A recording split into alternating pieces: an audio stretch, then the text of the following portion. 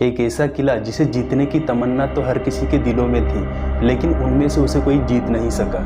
ऐसा किला जिसका इतिहास रामायण और महाभारत से जोड़ा जाता है। इस किले पर राजपूत से लगाकर मराठा तक और मुगल से लगाकर अंग्रेजों ने तक अपना हुकूमत जमाया था। ऐसा किला जहां पर आज भी अश्वत्थामा को देखे जाने का दावा किया जाता है।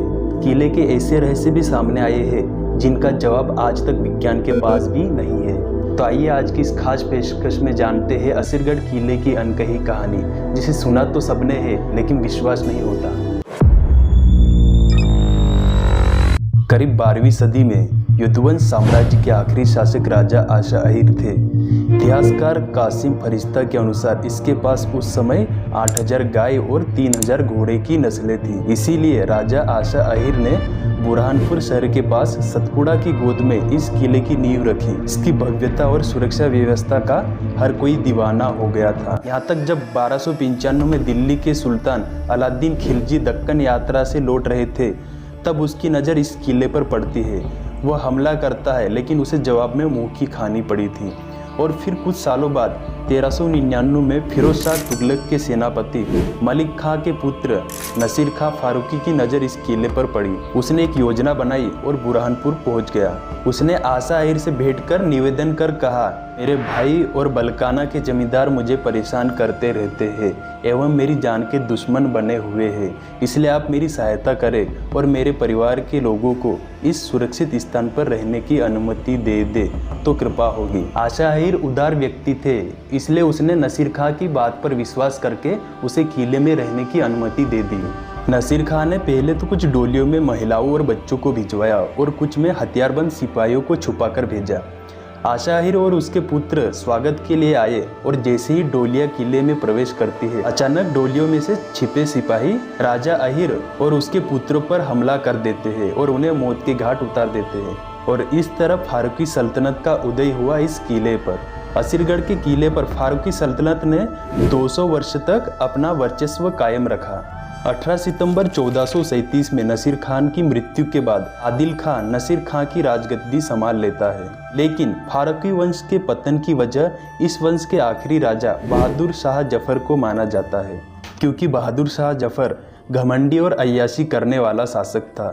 जनवरी 1599 में अकबर के तीसरे पुत्र डेनियल मिर्जा जब बुरहानपुर आते हैं, तो बहादुर शाह जफर डेनियल मिर्जा से मुलाकात करने के लिए इनकार कर देते हैं, जिस वजह से गुस्साए राजकुमार डेनियल प्रतिशोध के लिए युद्ध की घोषणा कर बैठते हैं। खबर मिलते ही सम्राट अकबर 8 अप्रैल 1599 को बुरहानपुर आते हैं। जब बहादुर शाह जफर को पता चलता है कि अकबर उस पर हमले की तैयारी कर रहा है, तो वह चौकन्ना हो जाता है और लड़ने के बजाय छुपने का निर्णय लेता है, बल्कि 10 साल का राशन तक किले में जमा कर लेता है ताकि किसी को भी बाहर जाने की जरूरत नहीं पड़े।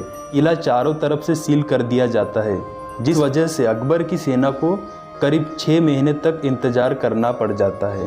फिर अकबर बहादुर शाह जफर को बाहर लाने के लिए एक षड्यंत्र रचता है। बहादुर शाह जफर को एक संदेशवाहक द्वारा समझौता भेजा गया। साथ ही यह भी विश्वास दिलाया गया कि बहादुर शाह जफर को कोई भी आँच नहीं आएगी। समझौते के अनुसार बहादुर शाह जफर अकबर से मिलने नीचे आता है। सम्राट अकबर उससे दोस्ती का हाथ आगे बढ़ाता है और बातचीत चल ही रही होती है कि उतने में ही उसे धोखे से बंदी बना लिया जाता है। लेकिन अभी भी किले की कमान बहादुर शाह जफर के कमांडर याकूत खान के पास थी।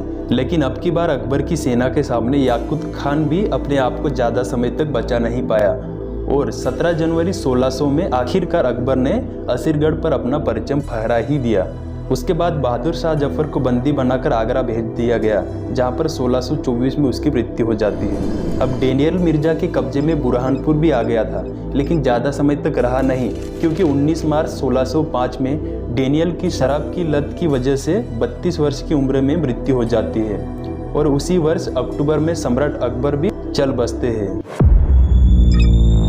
मुगल साम्राज्य का अंत तब निश्चित हो जाता है जब 1760 में सम्राट औरंगजेब मराठा साम्राज्य के ऊपर आक्रमण कर देता है और इस जंग में मराठा असुरगढ़ को जीत लेते हैं। फिर मराठा राजवंश होलकर, सिंधिया जैसे परिवार की सत्ता रही है इस किले पर। इसके बाद फिर शुरू हुआ अंग्रेजों और मराठों के बीच युद्ध। 1819 तक अधिकांश किलों पर ब्रिटिश सेना हुकूमत पा चुकी थी। मार्च 1819 को असीरगढ़ पर ईस्ट इंडिया कंपनी ने 2000 सेनाओं की एक विशाल टुकड़ी ने धावा बोल दिया। उस समय असीरगढ़ का शासक यशवंत राव थे, जिसे 9 अप्रैल 1819 को बंदी बना लिया जाता है और इसी के साथ असीरगढ़ पर मराठा साम्राज्य का विराम भी लग जाता है। अंग्रेज खासकर इस किले का इस्तेमाल कैदियों को रखने के लिए किया करते थे।